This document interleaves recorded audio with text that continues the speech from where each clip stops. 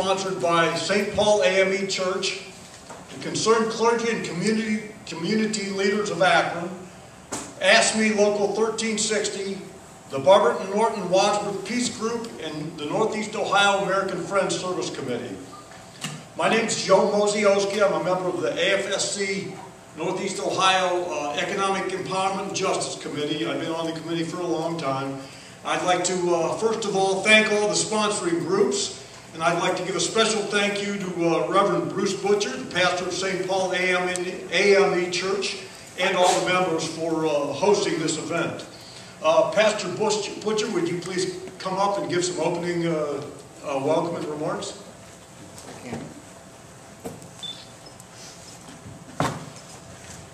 Thank you, sir. Good morning, everyone. Good morning.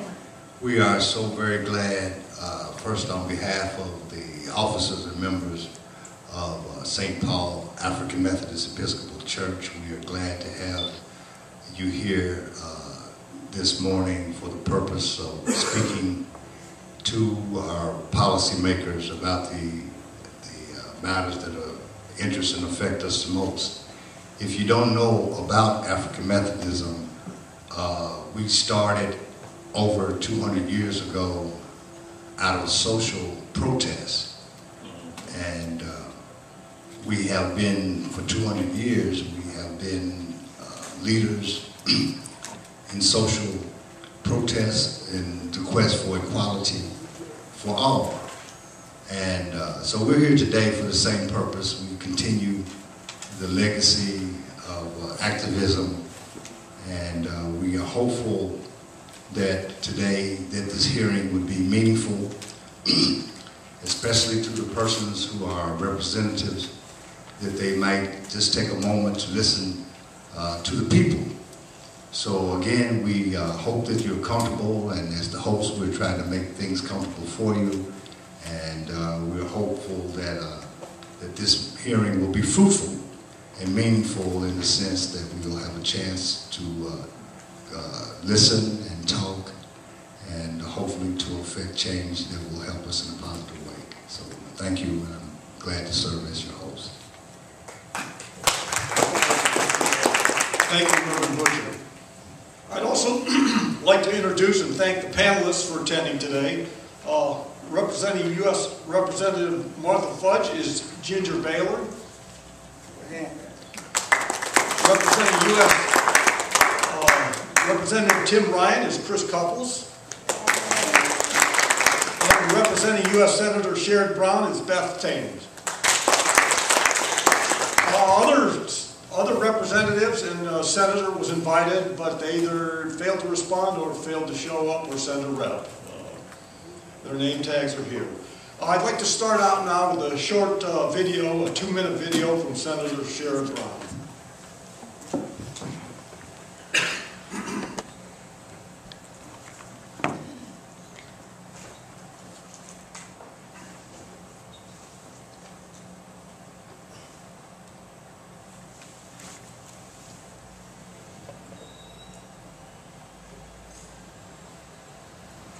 I'm Sherrod Brown, a United States Senator. I'm sorry I can't join you for this important discussion on saving our federal safety net. To all the sisters and brothers of A.M.E. Local 1360, to the Barberton Norton Wadsworth Peace Group, thank you for convening this public hearing. America's clergy have a long history of advocating for justice and for peace. I'd like to thank the American Friends Service Committee, the concerned clergy and community leaders of Akron, and St. Paul A.M.E. Church for coming together around one of the most important and major social justice issues of our era. Federal budget's a moral document. It's a promise from the federal government to communities that we're in this together. We're interconnected. That's why I'm fighting for a single parent who relies on SNAP benefits so that she can continue to feed her children. In the words of Frederick Douglass, it's easier to build strong children than to repair broken men. I'm fighting to stop Stafford's student loan interest rates from doubling so college students can graduate without being so deep in debt that they're forced to postpone having a family, buying a car, starting a business. I'm fighting to help our small business owners access the resources they need to hire workers to strengthen our economy. At no point, let me be clear, will I sacrifice seniors or students, Social Security or Medicare, to pay for extra handouts to millionaires and billionaires. That's happened too often. It's not right. It's not just. Today, you have an opportunity to find new ways to ensure that our budget is fair for working class and middle class families and to for low income families. I want to hear from you. Please reach out to Beth Timms from my office, who joins you there today. And contact us if you need to at 1-888-896-OHIO. That's 1-888-896-6446. Thank you for all that you do for our communities.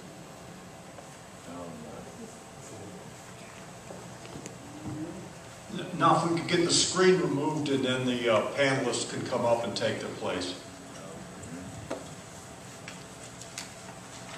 While that's happening, I'd like to start out with a short civics lesson, 5th grade civics, and then we'll discuss the format of today's event. I downloaded a governmental flow chart of the United States of America, and it says right here that the very top is the U.S. Constitution. So I brought a little copy of the U.S. Constitution. I'd like to read the opening remarks.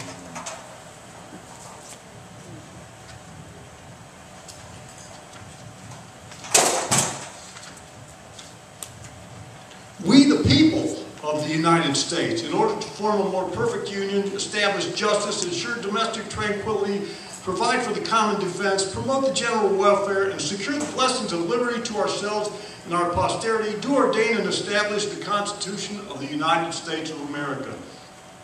So we can say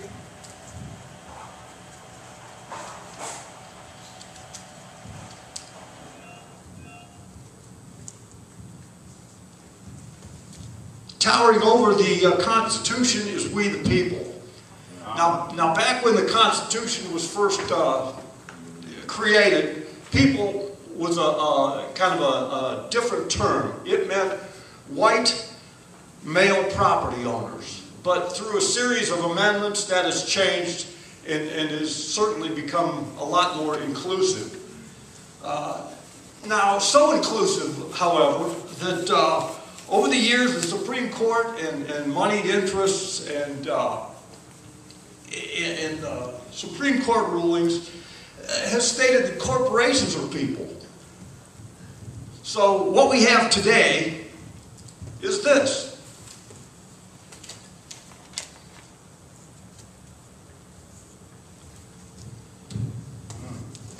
Again, this is a 5th grade civics lesson, but we now have above the Constitution, initiated by we the people. Well, corporations are now people. So you can have a foreign-owned corporation heavily in debt. And I don't believe corporations pay any inheritance tax because they never die. So they're up on top here, and I'm not sure our founding fathers intended that to be the case. We have to question. I know they had a limited view of what people were. Through the amendment process, that has morphed into something a lot better for society as a whole.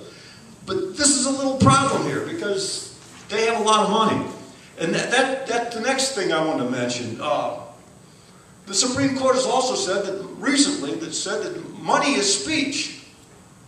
Now, I don't believe that for a minute, because if you don't have money, you don't have the right to speak. Right. And I think maybe they just want you to go back to your $2 $8 an hour jobs without benefits and keep your mouth shut.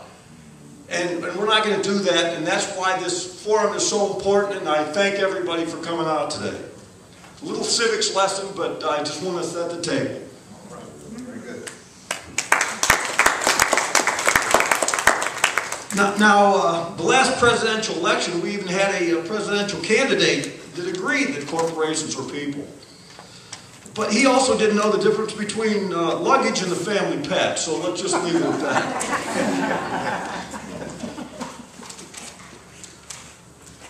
So now, you people, we the people, are up against formidable competition because of what we have here. You're up against not only the military-industrial complex, which was warned, we got a warning from Dwight David Eisenhower way back in the 50s, late 50s. But today we now have the medical industrial complex, we have the pharmaceutical industrial complex, we have the higher educational industrial complex, and we have the banking and insurance industrial complex. And that leaves everybody else pretty much in debt. And I don't necessarily like that. I think this needs to be taken away. It doesn't belong there. It was never intended to be there. We need to get back to, we the people created the Constitution. It's for the people. Corporations aren't people. A stack of papers is not the same as you or you or you or you or me. It's so much less. But today we want to hear from you. So our format is going to be fairly fast-paced. We want to get everybody in. And first we're going to allow the sponsoring organizations 5 minutes of say. Then we're going to have the other people that have signed up. We give them 3 minutes. And we do have a timekeeper. We want to get everybody in here. But I think that shouldn't be a problem. Vicki, raise your hand. Vicki's a timekeeper. I'm the timekeeper. Okay. With the assistant timekeeper here. Oh. Okay. All right. Yeah, everybody that signs up, we want to hear from you. Now, again, the panelists can take their place up at the front there, if you would, please. And then if we have time at the end, we'll go through a question and answer session. So please sign in to speak, and we'll call you in the order that you've signed in. But first, we're going to start with the sponsoring organizations. And again, thanks to everyone here for giving up their Saturday morning to come and speak, which is not only their right, it's their duty by virtue of our Constitution. Thank you. Once it starts. Okay, the first speaker. I can start.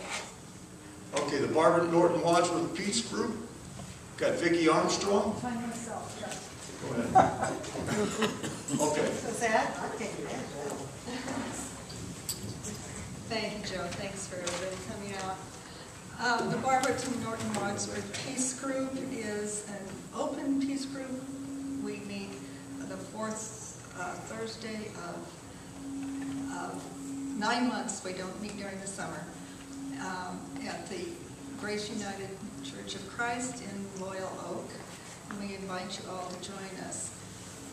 The main theme of our peace group is bringing peace and justice to the world, especially to the United States and Ohio and our communities. And we do that through educational meetings. We have a speaker every time, vigils, marches, and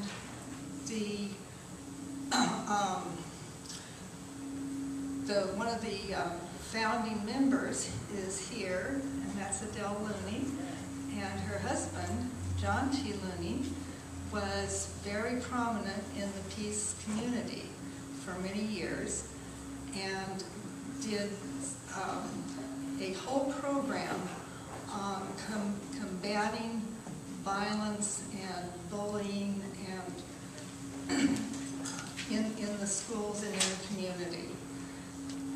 I want to say that I am really honored to be part of this group because I'm one of the younger members, and I'm going to be 70 pretty soon. These people have been out working for peace their entire lives, and we want more people to come join us to keep this going. One of the things that we always look at is, where is the money going? And the money is going, unfortunately, we see, to the military, much more so than any social program. And when we have enormous military budgets, when we have 1,000 military bases around the world, when we have people who are quasi-military working around the world, supposedly for our interests, but we don't know what they're really doing, then it's time for the people to take charge again. And that's one of the things that we would like to do. Because what do we need? What do we need in this country? We need our social programs. As I said, I'm almost 70. I'm on Social Security. I'm on Medicare. My husband has a lot of health problems, and if it weren't for Medicare, frankly, we would be broke. And I think that almost everybody in this room understands that if these programs go away, that really there is going to be a huge upheaval in this country. Huge upheaval in this country. So to keep the peace, we need to have our representatives and our senators say enough. This is enough. And we want you to take that message back that these programs are for the people want them overwhelmingly, and to keep peace in this country and around the world, we need to change our program. And our program should be people first, people first, people first. Thank you. Well said. Okay, next we'd like to hear from George Johnson, Local 1360, A.M.E.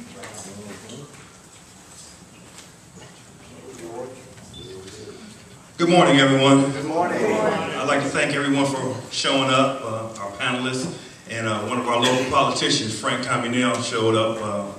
That's a good sign for our community.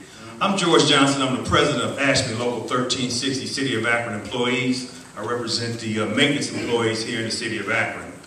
And I was asked to speak on this issue based upon what the union's point of view.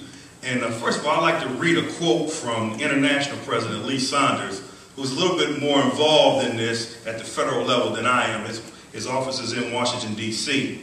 And I would love to plagiarize this statement, but Lee, who's a good friend of mine, I'm not going to do that. But and this kind of just sums it up all together when he said this. We were emailing about this back and forth the other day, and he said, this is a little like Peter being robbed to pay Paul. And in this case, Paul is doing really well, and Peter is just trying to pay his bills. I mean, that I don't really need to say anything else. You know, that's the case, you know, but we can talk about things like the $530 billion tax cuts the wealthy Americans get. We can talk about the $168 billion that the corporations that send jobs overseas, the tax cuts that they get, you know. But the main thing that I want to talk about is what we are going to do.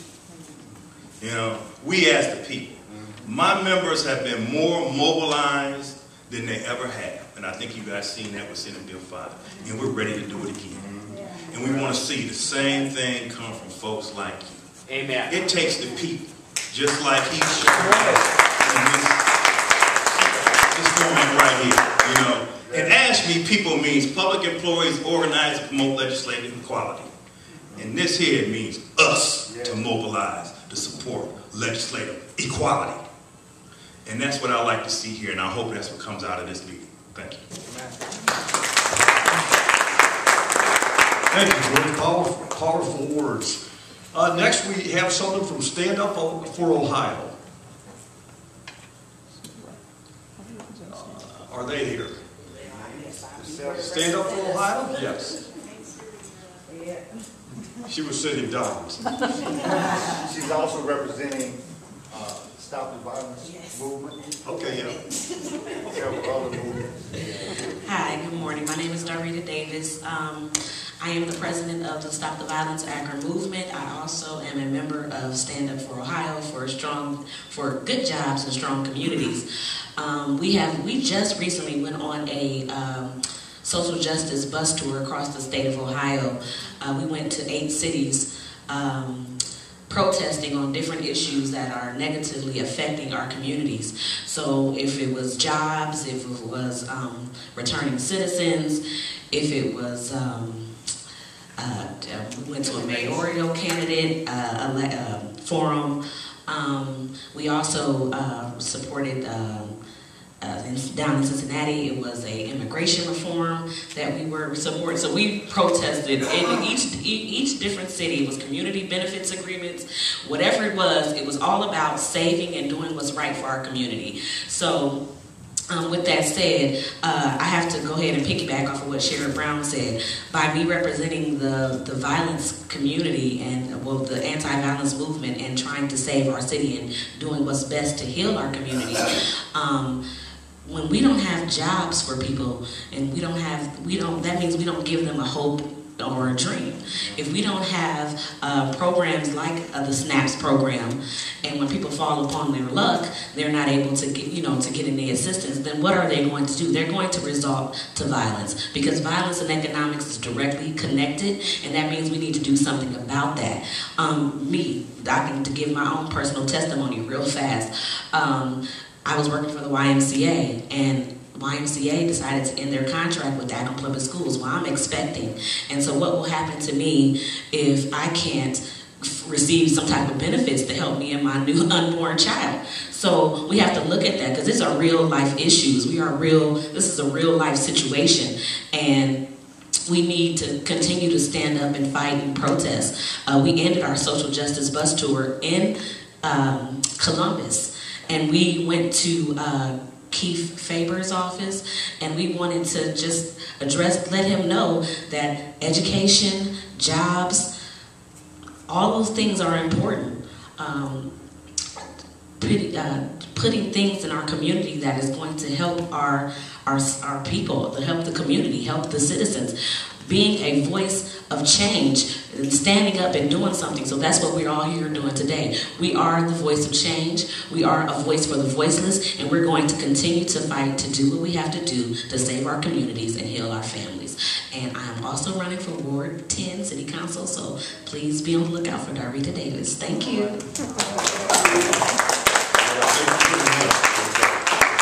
Next, we're going to hear from Greg Coleridge of Northeast Ohio American Friends. And also, I'd like to ask, where is the sign-up sheet for the rest of the individuals? Because I need it. Okay, thanks. Well, thank you. I'd like to first begin by thanking Pastor Butcher for use of the facility and opening it to us and being so gracious in working with us. Second, especially would like to thank those representatives who are here today, the aides. You know, none of us like to be here today. It's June 1st, folks. It's halfway decent. This is Ohio. The weather is nice, only a couple of months during the year.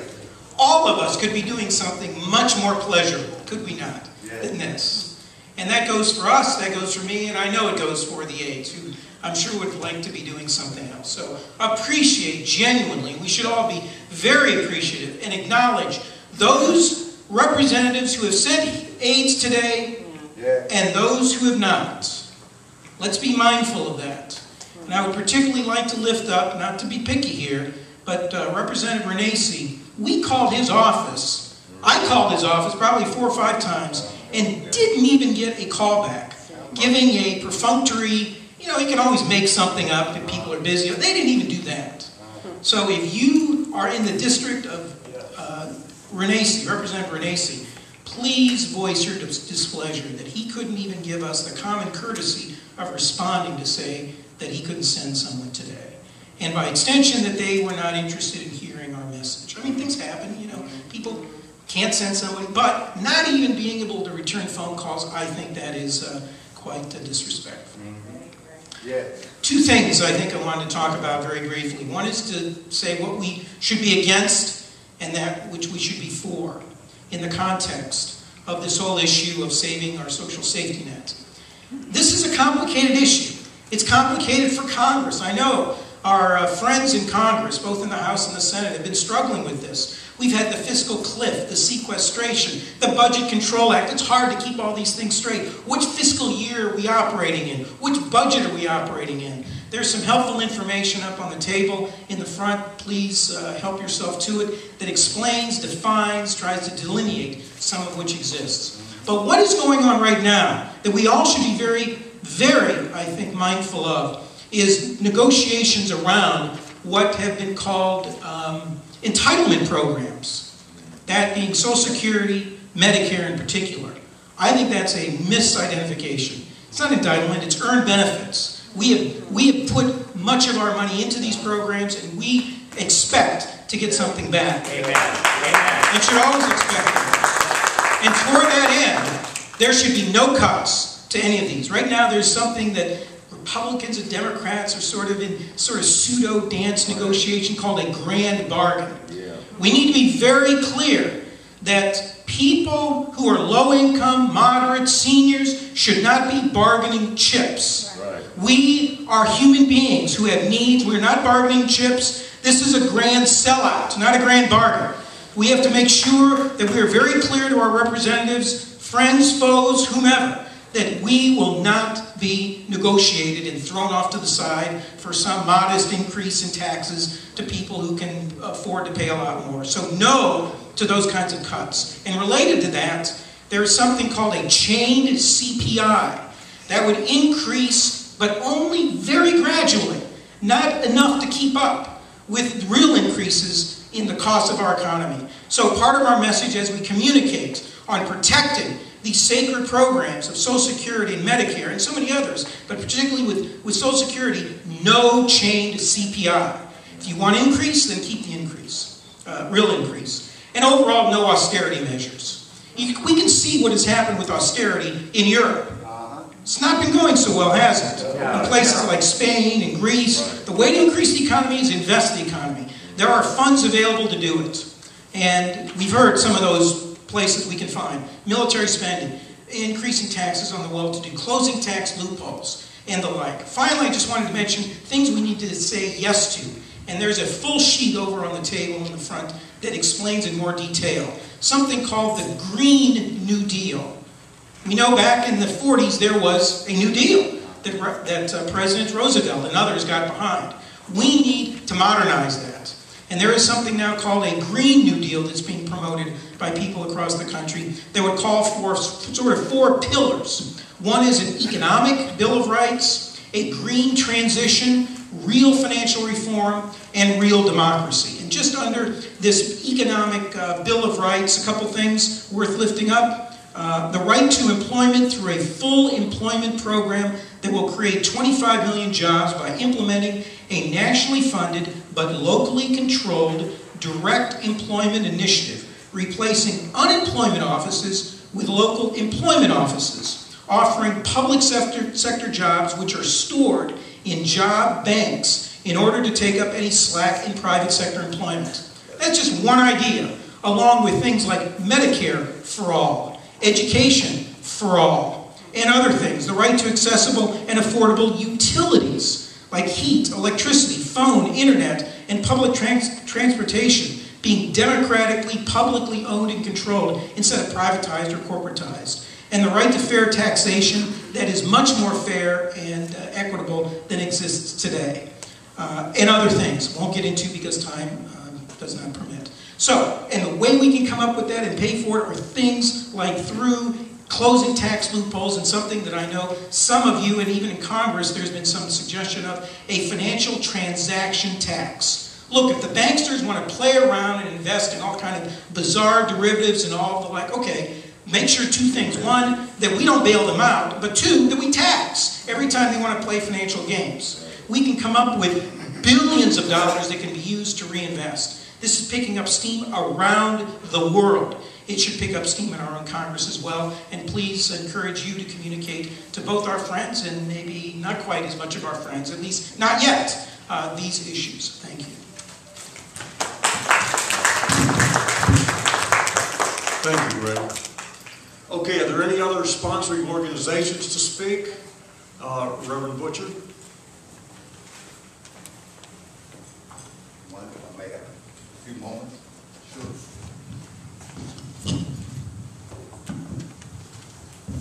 Good morning again, everyone. I'm here to speak as a pastor of this congregation, and in some cases a community pastor, because I deal with more and shepherd with more than just the people who come through these doors. I'm here today to speak for the voiceless, have-nots and for the invisible people that frequently we drive past and we overlook. I'm here for the economic and social have-nots, for the people, the working poor who may not be here today, who are struggling with 2 or more jobs just to keep food on the table and a roof over their heads. I first of all want to commend those who are here. Thank you, and I want to echo the sentiments of others. None of us, if we had our druthers, we'd rather be relaxing and enjoying the few nice days that we do have, but you are here. And the same token, I want to say shame on you for those who are not here. Shame on you, Jim Renucci, for your arrogance and not even responding to the request to be here. And I would assert that Betty Sutton would have been here. Right. Yeah, she would have been here, or her representative. Shame on you, David Joyce, and shame on you, Rob Portman, because you all have failed the most basic of tests. Now, when I went to seminary, one thing that stood out that they told us about the ministry of presence. They said you may not be able to do much, especially when people are in crisis, but you just being there means so much. Just you being there, it tells the people that you're going through the same thing that they're going through. That even if you can't affect great change, you do understand. Your sympathy, your compassion shows by your mere presence. By your mere presence, it says so much. And so these 3 have failed because they did not show up. And it's their lack of showing up says they really don't care because they don't think we vote. But we have a surprise coming up because we do vote.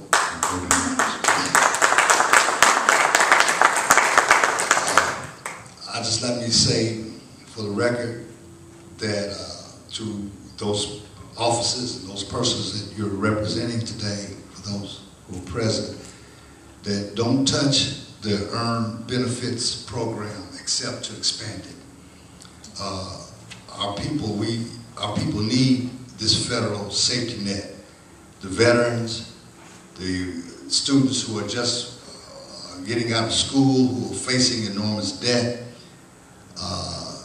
to our elderly, our education systems, we need it. We need it more than ever.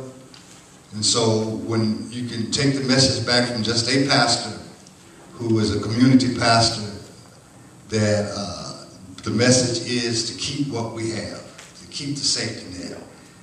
Wherever there's an opportunity to expand it, because it does help in so many ways. And when you look at the have-nots, and there's so many of us who are falling in that category, they would tell you as well that it's sorely needed. So I'm speaking on behalf of many who could not be here today to say to keep the safety net intact. Thank you.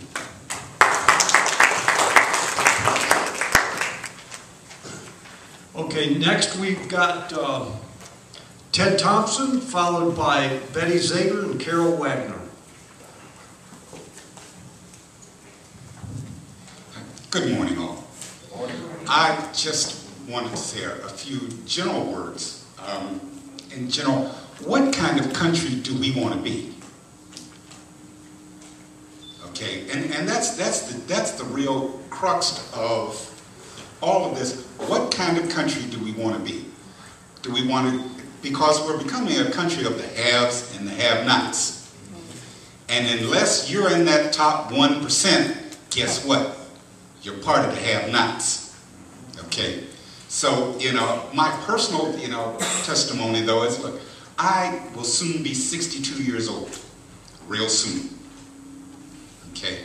At 62, and in today's economy, even though I have a college degree, when I go to look for work, I can't even get a job at McDonald's because I'm overqualified. Okay? I have no health insurance. I'm a diabetic. Okay? And so I'm one of those people that falls through the cracks. Okay? And I'm sure there are many other people here in this room that have similar circumstances. Our education system is crumbling. You know, we have roads, bridges, those kinds of things that are crumbling. And so we, the people, that's what this is about. You all are the people, and you vote. I happen to work in collaboration with some of the groups that are in this room, and we do form a network, okay, of those who, you know, will get out the vote, who will register people, who will, you know, who will advocate for certain issues, and, you know, and I hope some of those groups and some of those people will speak out. Thank you.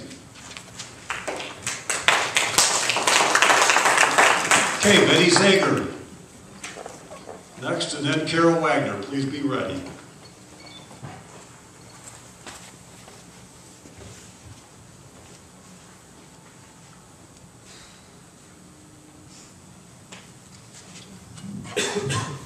Made some notes. This is the way I always taught. My room was very organized, but my desk was always a mess.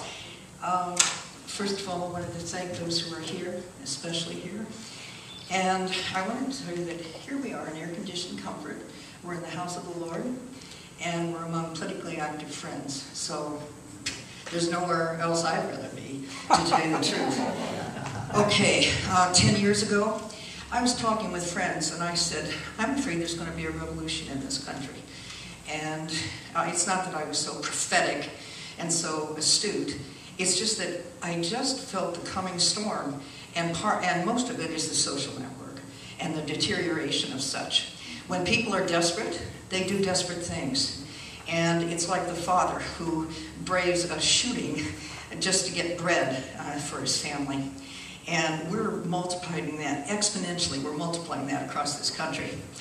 I am a teacher of 44 years in the Akron public school system. Thank you very much. Most of it in the inner city, I might add. I love the underdog. I spent 27 years at Central Howard, and then I moved to East High School. The only reason I moved is because we fought for our building and lost.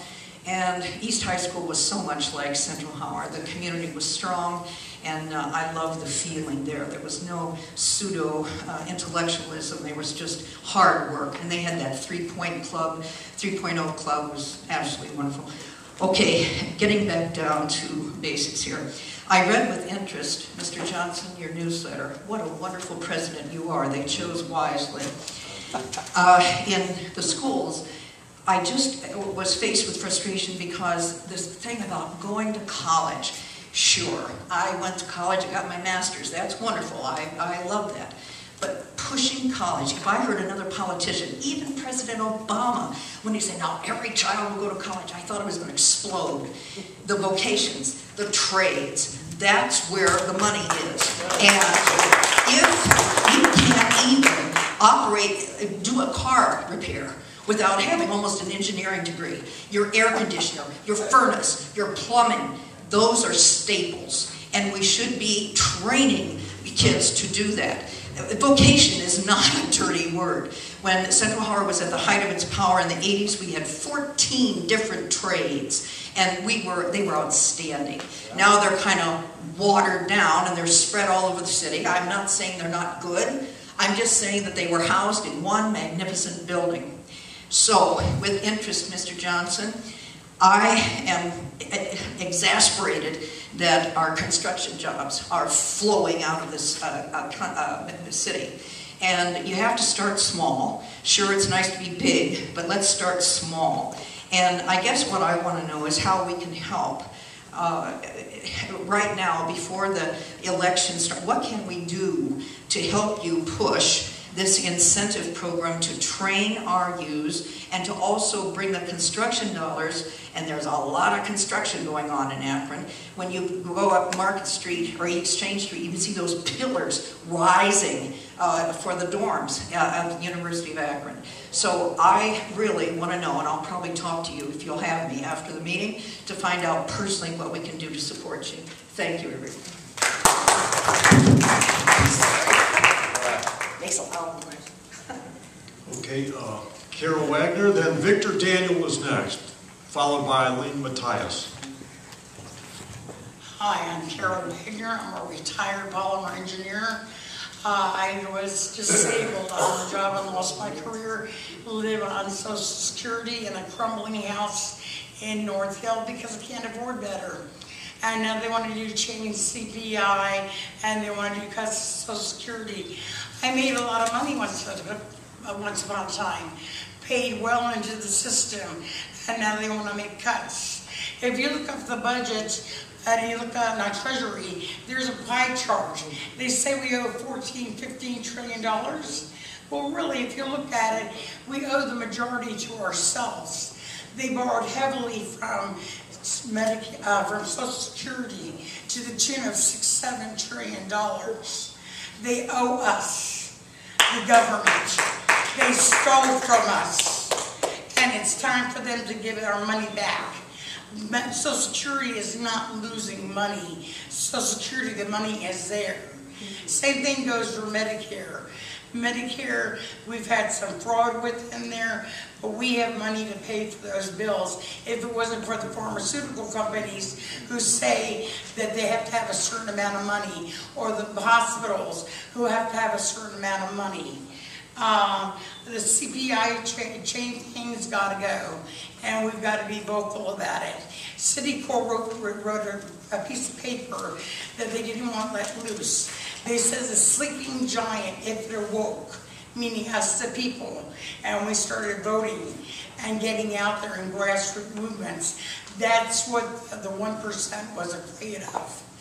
Our government is not broken, it's fixed. Because of corporations, lobbyists on K Street, and the people who are apathetic and not ready to make a move and get grassroots movements, and vote and do something to bring democracy back to America. America is first, democracy is now. Get on the move, get your neighborhood, get your kids, and bring democracy back to America.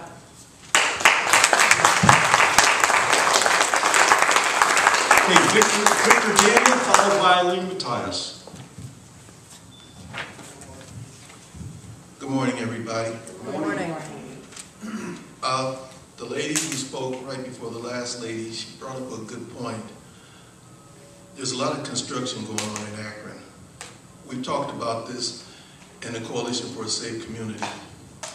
It's a shame one of the largest African American churches in Akron had a large construction program going on.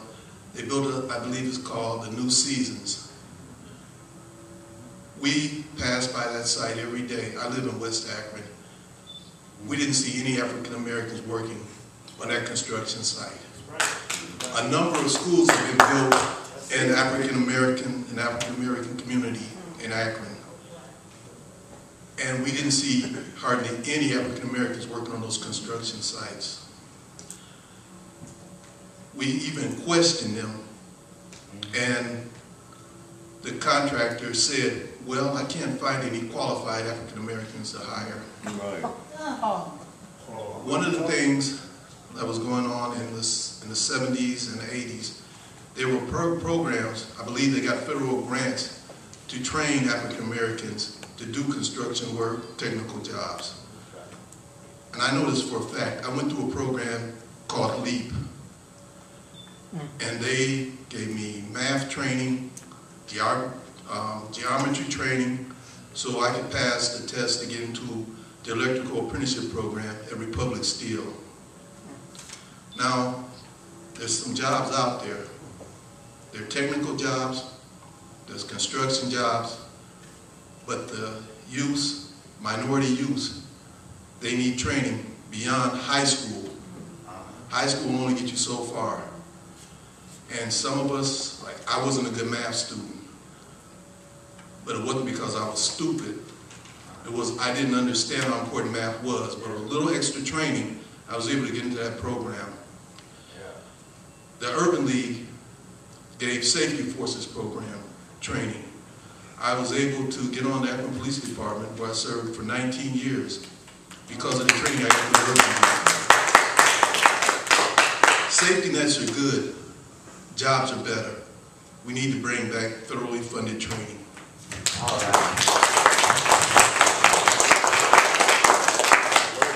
Okay, Eileen Matthias, followed by Gerald Gould.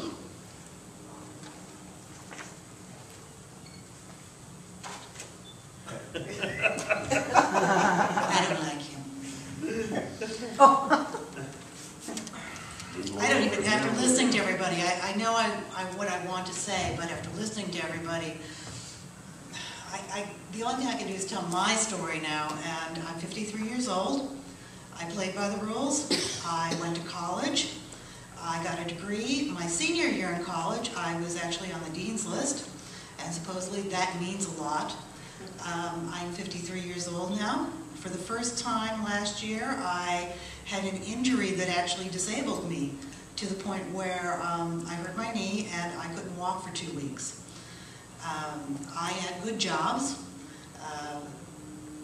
but then in 2000, whoever was elected at that point in time, things started to go downhill.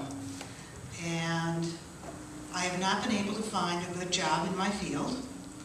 I've taken temp jobs. I have no problem with taking temp jobs. In fact, I've taken so many that I'm actually overqualified in a lot of ways because I have a lot of different training behind me. I've invested in my community with my time. I'm a volunteer at several organizations that have also given me experience in different things, from anything from helping with fundraising to horticulture to scooping poop.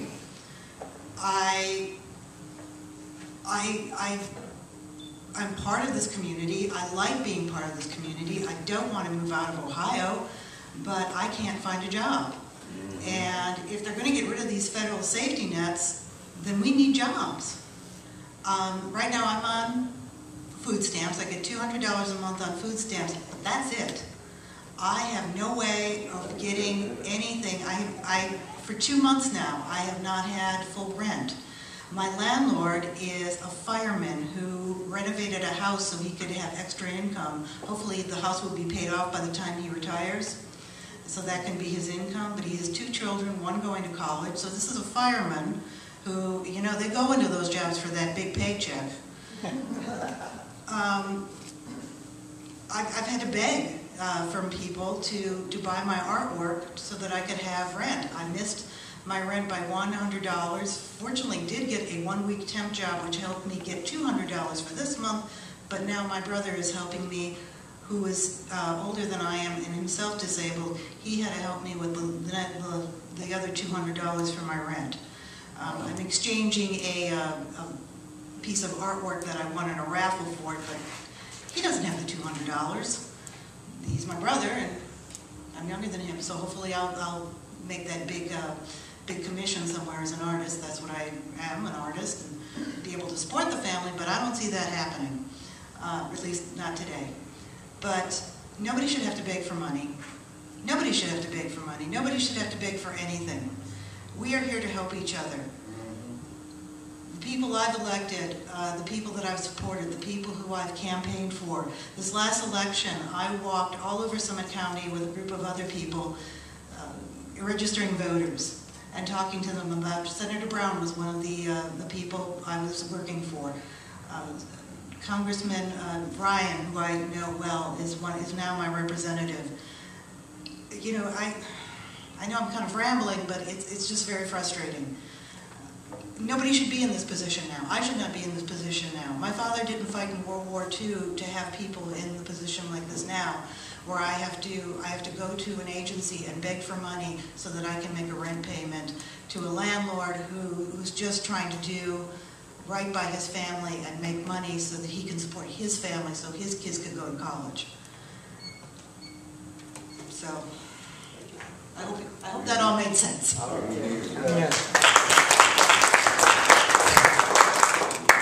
Okay, next we have Gerald Gould, followed by Lucille Humphrey.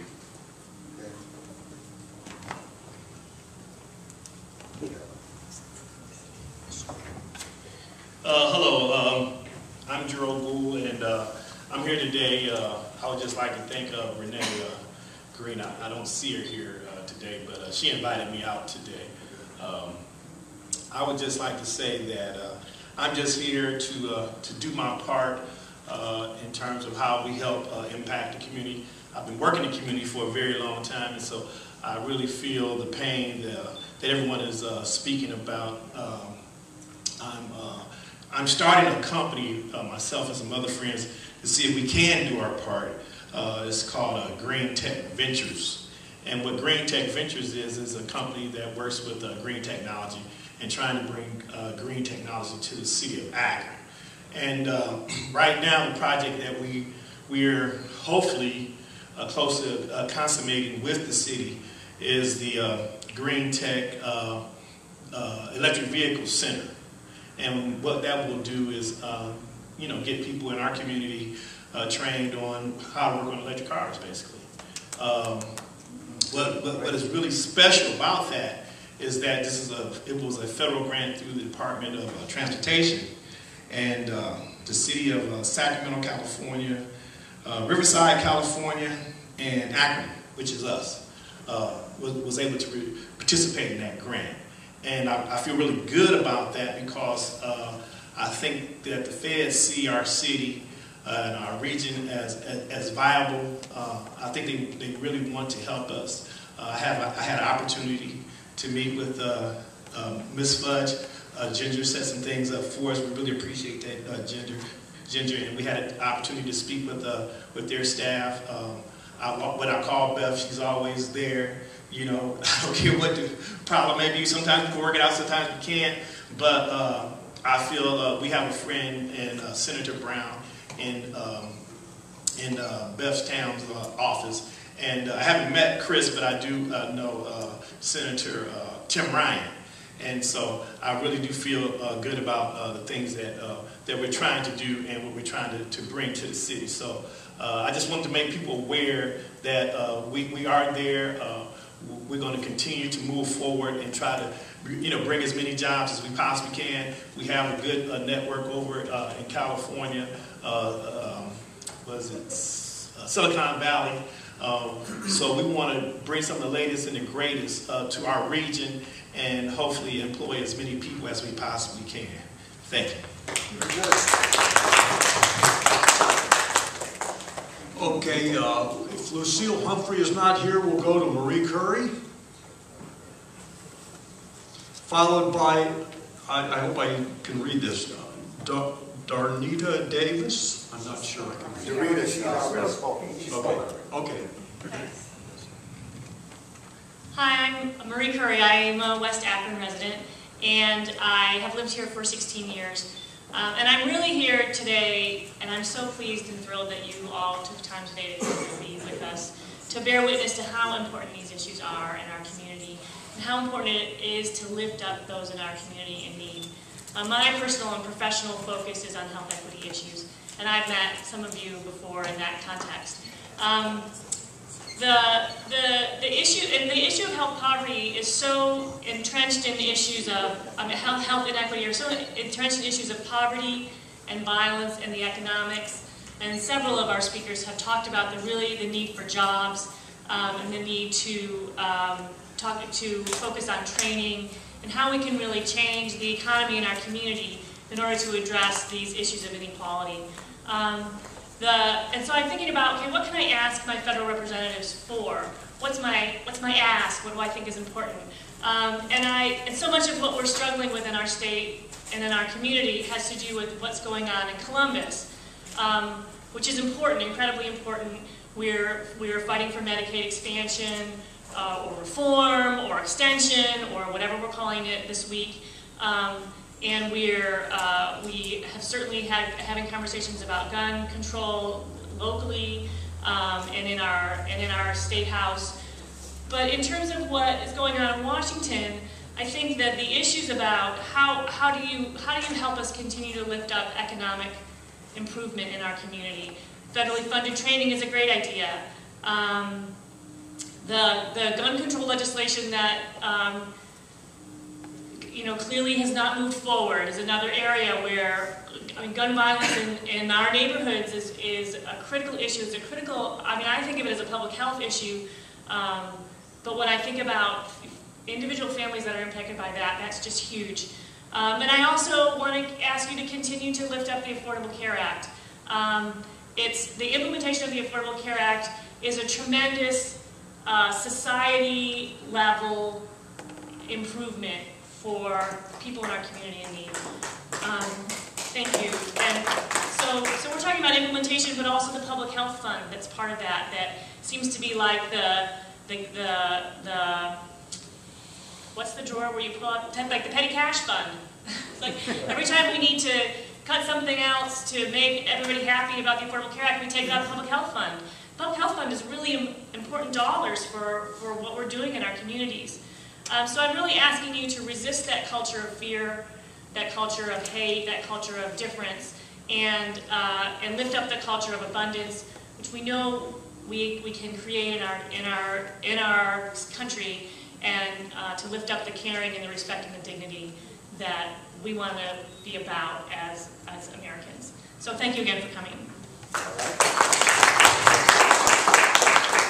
Next we have Frank Communale, followed by Gary Goodman and Herlin Odin. I don't need that. Just a couple quick thoughts. I'm Frank Communale. When we talk about a message, it's imperative that we control the words. Republicans talking about tax and spend. If we allow someone to take control of our message, Herman, we're probably going to fail. Brief history lesson A. 60 years ago, Brown versus Education. Seminal piece of legislation. Sure, it made Plessy versus Ferguson in 1896 go away. What was the genesis of that? Somebody named Alex Adams.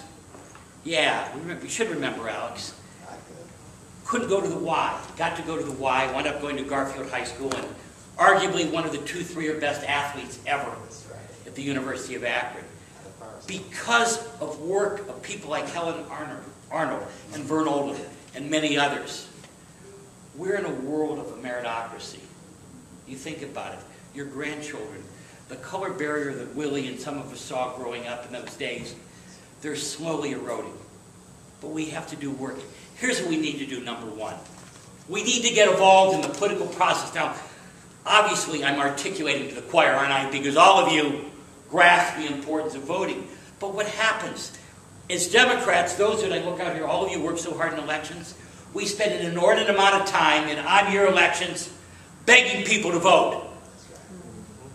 All the cliches that are not cliches about how important your vote is, you need to tell people today that your vote is really powerful. This autumn we have school board elections coming up. You could not have an open, equitable society with a passion for education without free public education. I was smart enough to have a successful younger brother. My siblings, their children go to Catholic schools. They're great. But many people don't want to go to a parochial school, a private school. They want to go to a public school. And they should have that opportunity. So what can we do? Okay, number one, let's volunteer. Yeah, everybody here is volunteering. Why not decide 1 hour a week or 1 hour a month you're going to go to a public school in your neighborhood and read to a young man? The 100 black men. Why can't it be 1,000 black men? And why can't maybe the 100 black men challenge we can have 100 Serbian men doing the same thing? Last thing. We talk about economic justice, don't we? But let me just share something with you. I'm going to name some things and let's see who benefits from them. Percentages. I wasn't smart. I mean, I barely got out of public school and didn't do much better. But that being said, that top percent, Pastor Butcher, their income is about $10 million a year. Now, I'm going to name some things, and somebody help me count, my dear friend George Johnson. George, okay, the great wealthy people, they benefit from, true or false, airports and airport security. How about the Food and Drug Act? You see, because they have health care, and if they need some really expensive medication, their health care plan pays for it, or they can afford it for themselves. How about interstate commerce? Yeah. Who owns those big trucks, those corporations, right? On those federal highways under the Eisenhower administration? All of those things benefit them. How about our land-grant colleges? With those real wealthy people, they may hire somebody from Walsh College, but they probably hire somebody from Akron U that graduated because of a guaranteed student loan. So you see, the rules they're being a tad disingenuous. All of those things. So thank you very much. Take care. Thank you. Next, Gary Goodman, then Herman Oden.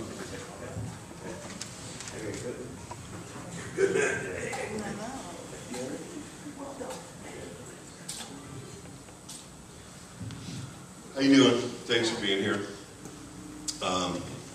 So I'm going to start off with a little bit of history too, just so we're on the same page, maybe sort of in the form of talking points. Okay, so a little too loud? Okay. So, since, centuries ago, we had an economy of scarcity. Okay, we couldn't produce enough stuff, barely produce enough stuff to survive. Okay, food-wise, everything else. The beginning, around the industrial age, Civil War, we switched over to economies of abundance. Okay, so we had a completely different set of problems. And the capitalists recognized, the big capitalists recognized, late 1800s, early 1900s, they needed what you might call demand management or demand enhancement. In other words, they needed money from the government to support their profits because people wouldn't buy enough of their stuff to keep them going, to keep the factories going. And for one thing, they hadn't trained the population yet on buying a whole lot of useless bling. But also, they're just, people buy a pair of shoes and they wear it, until it wore out. So we got this consumerism, but anyhow, the corporations, they weren't shy about asking for that. They weren't shy about talking to their top government officials, their presidents, and asking for money. They wanted money they wanted to be able to sell stuff overseas. If Americans aren't going to buy it all, they needed lots of money spent. And that's part of the reason we created the Federal Reserve and got rid of the gold standard, so the government could spend all the money they needed on that. Same way for the Cold War. A big deal in the Cold War was we got to keep the factories going. We need money from the government. $12 trillion, stimulus, ongoing, to keep jobs. Well, they said, let's create jobs. But they needed their profit margins propped up, okay? So there's a long history of demand management.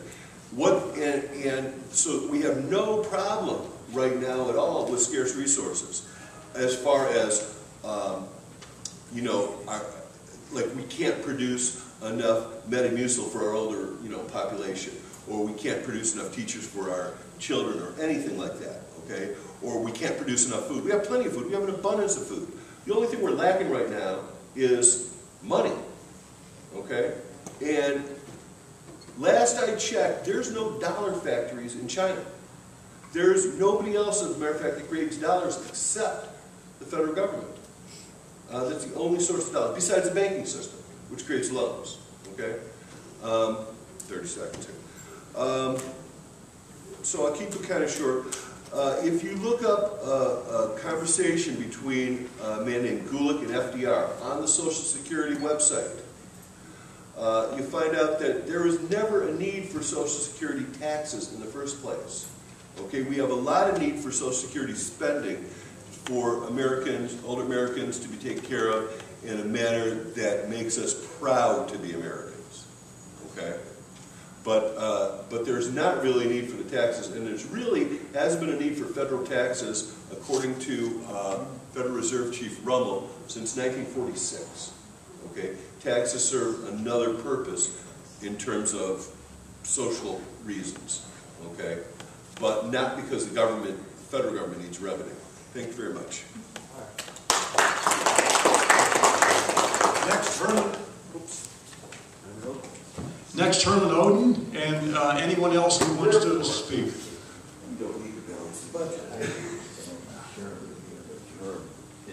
Then we'll go to our panelists. That is Herman Oden.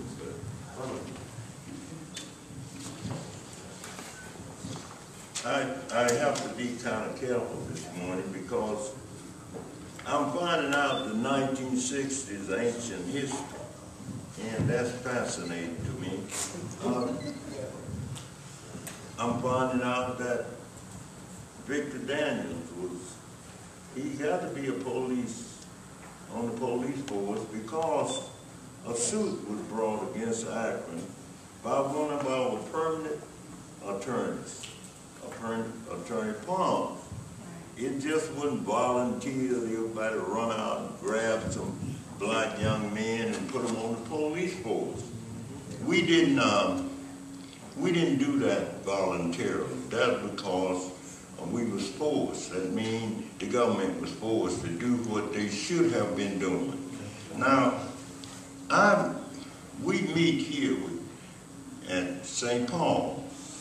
I'm from the Coalition for a Safe Community. I might say that we are not doing very well. We are kind of not, well, we're doing things, but we are not having good results. But what I would like to say, there are many things that many of us feel that we already have our civil rights, and we already is just one step from the promised land because we have a black president. I want to tell you, our young men and women are still going to prison. We're still going down to the courts to try to make it so that they can, many of them is unjustly being incarcerated, about the hundreds and the thousands. We must do something about that. That is the jobs that they're creating for our young people, at the prison complex. And this is what we got to start working to cut down on. And so I would just impress upon all of us. We haven't got to the promised land yet. We still are struggling and trying to make this a safe community environment. And you can't have a safe community without jobs for our young people. And so thank you this morning.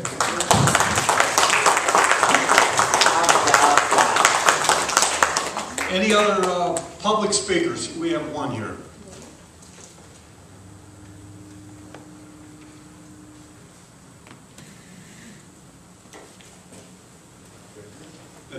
Please state your name and then.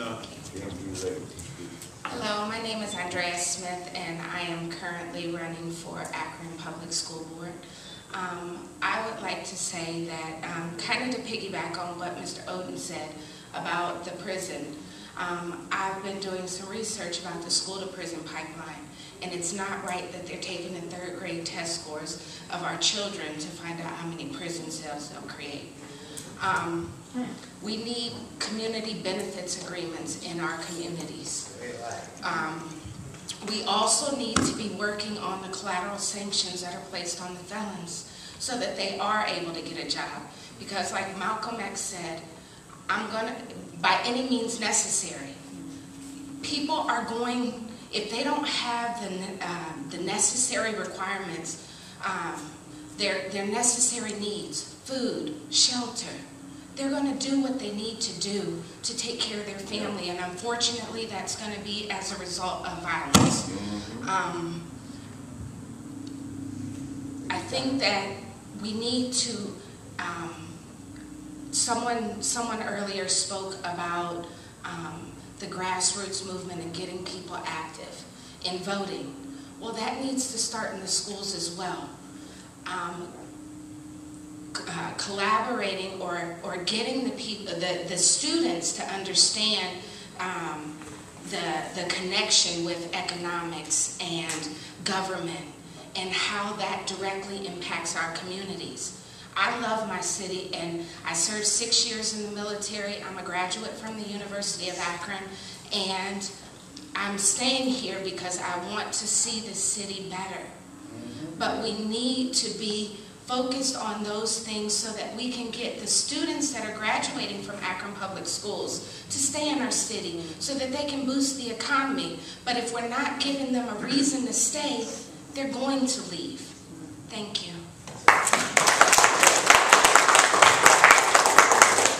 Thank you very much. Now our representatives have heard the people speak. Now it's their turn to comment. One little comment for the representatives that didn't show. You know, money is supposed to be speech. Maybe they didn't show today because they figured nobody would be speaking. I'd like to start with the representatives first. Ginger Baylor first, then we'll go to the Chris Couples, and then Beth Thames. Hi, it's a pleasure to stand before you today because this is my community as well, and I'm certainly concerned about the things that you all are concerned about. However, I'm not here today to represent myself. I'm here to represent the Congresswoman and her passion and her concern for our community. Without looking at my notes or anything that they gave me to communicate to you guys, I can tell you that the Congresswoman is emphatic about Medicare, Medicaid, and everything that surrounds seniors. She is very supportive of where you stand on the issues as well. She's even, she spoke yesterday at the City Club in Cleveland, and I was telling the gentleman that I wish I had known earlier. I could have gotten part of her speech and the different things that you guys have questioned about. She was speaking to on yesterday. But Social Security, there's no problem really with Social Security. That's like a smoke screen. Social Security is going to be intact for almost the next 25 years. So now you don't want to wait that long to really do anything about it, but you know, it's pretty secure up until that time. There's really no problems there, and it doesn't impact the budget. So all of those smoke screens that are being thrown our way, that's what they are. There's really nothing to do about Social Security directly right now. Another thing that she spoke about is the Medicare portion and Medicaid. Now, she did say that the governor is in favor of the expansion, so he's on board with the expansion. So that's one thing that we can applaud the governor for. I don't know of any others, but that's one thing that he is in agreement to. And how the CPI being attached to some of the safety net features, she opposed that. She voted against any increases or anything in regards to that. So she's voted down a lot of the things that would impact the seniors, the students directly. And I could read, you know, some of the other things that she's done, but those are some of the things that right off the top of my head I can tell you that she is going to support and she's going to fight for. One thing I know about the Congresswoman, and I'm really glad to be working for her, is because she is a fighter. She is really concerned about the people. She serves the people that put her in office, and she legitimately does that. It's not lip service. It's, I mean, she has the heart of the people. She carries it every day with her. And if you ever see her speak or hear her speak for any longevity, that will come through. Whether her speech is prepared or not, the truth that resides within her, the passion, is going to bleed through because that's who she is at the core. And she does care about our community, and she will be around. Right now she's juggling 3 different schedules. So, and she's trying to balance that so that she is not neglecting us here in Summit County. So she will be around as her schedule permits, and she is concerned. And I'm glad to be here to hear all this because I took real good notes, and I'm going to take them back and make sure that it's communicated about your needs. And the unions and the things that everybody said, it's so true.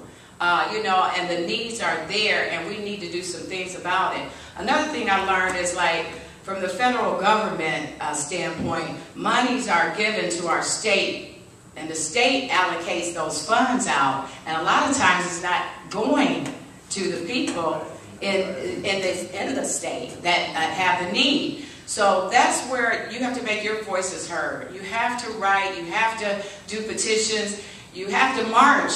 I say march sometimes, you know, and that's my personal opinion.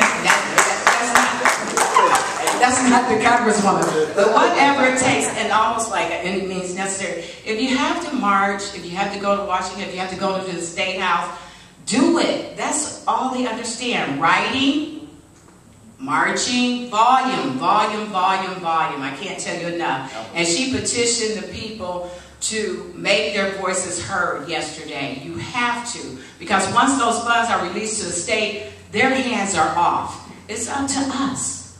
It's up to us to make sure those funds are allocated appropriately, and if they're being misappropriated, it's up to us to let them know that the funds are not going to the services that they have been rendered to go to.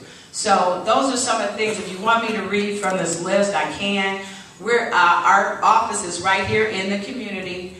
We are housed at, the Summit County office is housed on the second floor of the Lawton Community Center. That's where I am, and I right now have a part-time staffer and looking for some interns as well. But that's where we are, and we're more than happy to serve you in any capacity that we can on behalf of the Congresswoman, because that's what we're here for. It's the constituents. That's what my job is to serve the constituents. So thank you, and come see us, and we'll be happy to assist you in any way that we can. Thank you, Ginger, and thank you everyone else for allowing me to be here with you today for the invitation. I just want to mention a couple things. For starters, for those of you who aren't as familiar with Congressman Ryan, he's originally from Niles, Ohio. He still represents Trumbull County, Mahoning County, and portions of Portage County, but Summit County is the largest county in his district now. We cover a good portion of Akron, Barberton, Cuyahoga Falls, all the way up into Boston Township and Peninsula. The phone number contact on the sheet that they have is for our Warren office, but we do have an Akron office. It's the same office over on Talmadge Avenue, the Job Center, the Title Office, License Bureau. I'm usually there 3 or 4 days a week, and then we have another gentleman named Mark Callion who does a lot of community outreach with community groups. So keep that in mind as you're doing other events, whether they're during the week, evenings, or on the weekends, to make sure that we're included in those as well. The second thing I want to say is just to stress the importance of these types of events. I've worked in government and politics for about 7 years now, and as all of you know, at the federal level, when you watch members of Congress on television, on the radio, in the newspaper, it's very easy for them to talk about big themes, high-level types of things. The budget, our budget deficit is out of control, our federal debt is out of control. We need to cut, we need to reduce programs, we need to do everything we can to get our spending under control. Well, at that level, it's very, very easy to say that. The talking points are very convenient, but I've noticed when members of Congress come back to their districts, come back to their states, in the case of Senator Brown and Senator Portman, it's very, very hard to justify some of those high-level policies and to talk about why federal investment isn't good. We're talking a lot about social safety net programs and other social programs, but Congressman Ryan is also very, very supportive and stresses a lot when he's visiting constituents in the district the importance of just general infrastructure investment from the government as well. And like I said, the point that I'm trying to make is the more you have representatives here at these types of meetings and representatives of the representatives, it makes it a lot more difficult for members of Congress to justify the cuts that we're talking about and some of the policies. I'm trying to be very, very polite by not being overly partisan. I really am, because the representatives for those offices aren't here and they don't have a chance to defend themselves. But again, the point I'm trying to make is, get members of Congress in your district as much as you can, and it makes it very, very hard for them to turn the other way when they hear these stories and to justify some of the policies that they're promoting at the federal level. So again, thank you. It's good to be here. And again, keep in mind that we do have an Akron office, and include us in future events like this. Call us if you have ideas, write letters, email us, and feel free to reach out to me at any time. I live right up the road in Cuyahoga Falls, and I'm happy to hear from you even if you aren't in our district. We have a great relationship with Congresswoman Fudge's office. Marcia and Tim are really good friends, same with Senator Brown. So we're pleased to help you when we can. Thank you. I guess primarily I want to say thank you to all of you who came here to share with us and for us. And I hope you realize how fortunate you are to have representatives like Marcia Fudge and Tim Ryan and Sherrod Brown. Just the other day, Sherrod said something, and he says this a lot, and I thought about it when the pastor was speaking and he used the phrase invisible people. It is so true that, particularly in the Senate, they don't know people like you. They don't realize that People like you and me really exist. It's very easy for them to kind of insulate themselves and forget about the real struggles that people have. And, you know, it's difficult sometimes to understand the debate over the federal budget. It is really complicated, but you understand it. You understand what people need, what they have to have, what they want, what they have to have. And again, like the others who have spoken, I encourage you to lift your voices. It really, they need to realize that you do exist. And your advocacy is so very important, and your willingness to speak out. I mean, that's obvious by the fact that you're here. So thank you for that as well. The senator was just talking the other day about the SNAP program. You know, there are real efforts to cut food stamps during the debate in the Farm Bill, which is just hard to believe, but it's a very strong movement. And in a Congress where so many members are skeptical about government's role in society, confronting all of the challenges that you face becomes even more difficult. So I hope you will join Tim and Marcia and Sherrod and other members who are fighting the good fight in reminding your elected officials, their colleagues, your neighbors, that there's a difference between cuts based on ideology and sound economic policy. WIC programs, as you know, are not pathways, not just pathways out of poverty, but they're critical in stimulating the economy. We know school lunches and early education investments are down payments on our future. We know turning Medicaid into block grants would shift costs and risks and undermine the health of millions of Americans rather than reduce budget shortfalls. Investing in our most effective anti-poverty programs ensures a shared recovery for all of us. I know you know that. I just want to remind you to talk to those who weren't here today in any way you choose. You're not invisible to so many of us, but you are invisible to some. Keep up the good fight. Thank you for all you do. I just want to say one thing and just bring this to reality. When she talked about SNAP, they want to cut approximately $60 billion from that program. Just imagine how that would devastate our country. $60 billion from SNAP. So, I mean, I just want to bring, you know, that to your attention so that you know how serious it really is. It's very serious.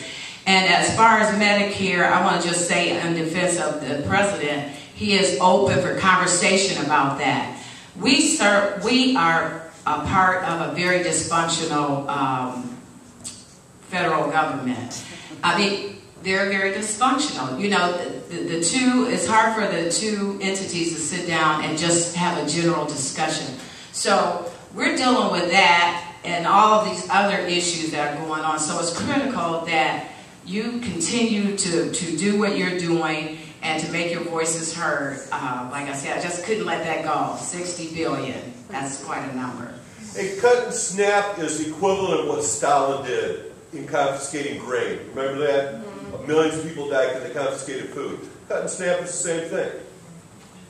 Thank you, Gary. You're right.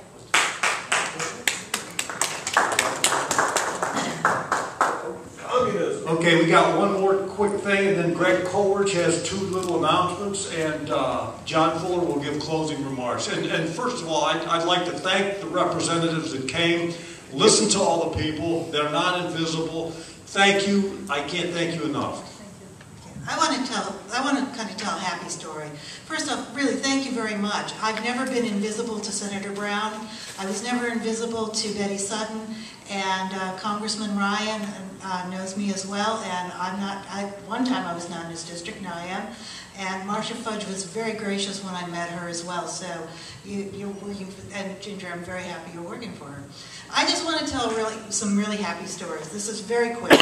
I was registering voters this last election, going door to door, and two stories. I registered a lot of young people, a lot of people who were voting for the very first time.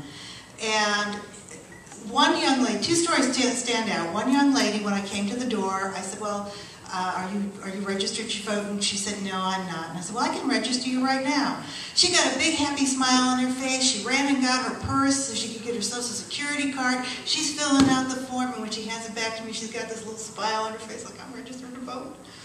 So this is a young person, so there is kind of hope. But the best one was a young man who, when I said, well, I'm registering voters, he looks at me, oh, come on in. Looks at his friend and says, dude, we can register to vote, and then we can vote for Obama. Then I got to tell him about Senator Brown, and I was going through it with him, and I said, no, make sure that you fill out this one little part here, and make sure that's important. He says, yeah, this part here, dude, and he's like, his friend looked at him like, I can do this on my own. So there was a lot of enthusiasm from young people, a lot of enthusiasm to be able to vote for the first time. So, I mean, we've been hearing some unhappy stories, but I just wanted to say something about a happy story, that there is hope for it, that our youth is enthusiastic about this. Great stories.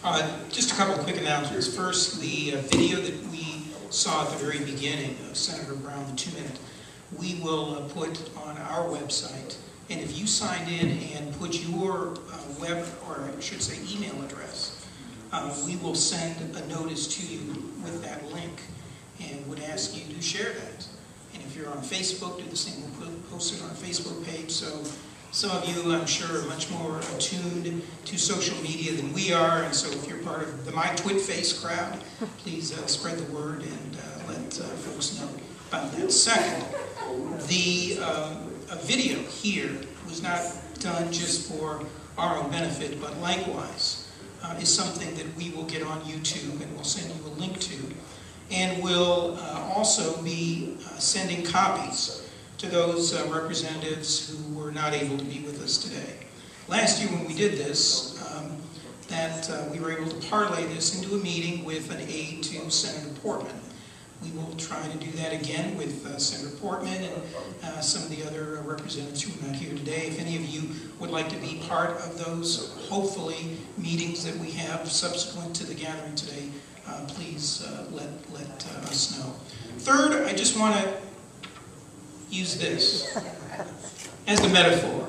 Well, first as an announcement. We have lots of these left in the back, okay? We thought the crowd would be a lot larger, and nice weather, I guess, is meant. So help yourself, grab a napkin, gather as many of these as you would like. But there's also symbolism to this donut.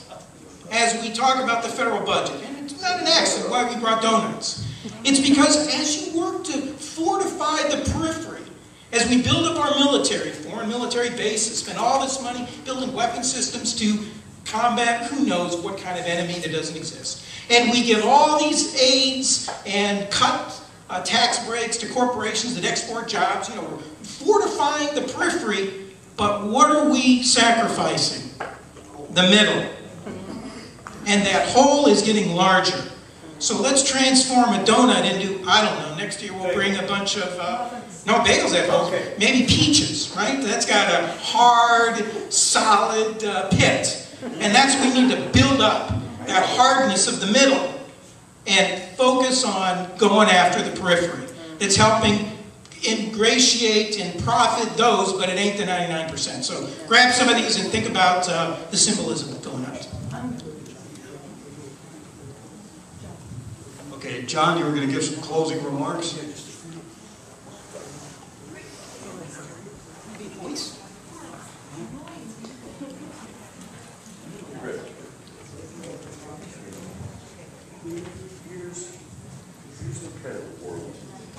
Okay, yes, we are about to conclude our meeting here. Let me just say a couple of things.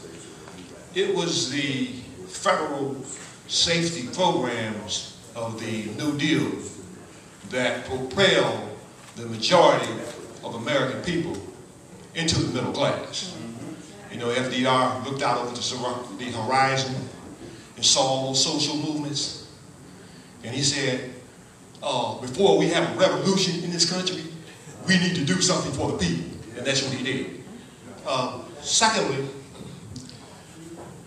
and I'm going to be partisan, if you look at the policies of the Republican Party, they have done two things. They led us into the Great Depression in the 1920s. Yeah. And they led us to the financial collapse of 2007. The policies of the Republican Party. So if you think that they have a prescription for solving the problems that we're having right now, you're sadly mistaken. And finally, let me conclude by saying Senator Brown quoted Frederick Douglass. You know, Frederick Douglass was an abolitionist who led a relentless campaign to abolish slavery. And he said, and I'm paraphrasing, he said, power concedes nothing without a demand. He said the struggle might be political, or it could be physical, or it could be both. So this is the kind of mentality that we have to have as we proceed to try to protect the federal system. That concludes our program. Thanks everybody for coming. Thank you for our representatives here. And thank you, Pastor Butcher and St. Paul A.M.E. Church for having us. Thank you very much.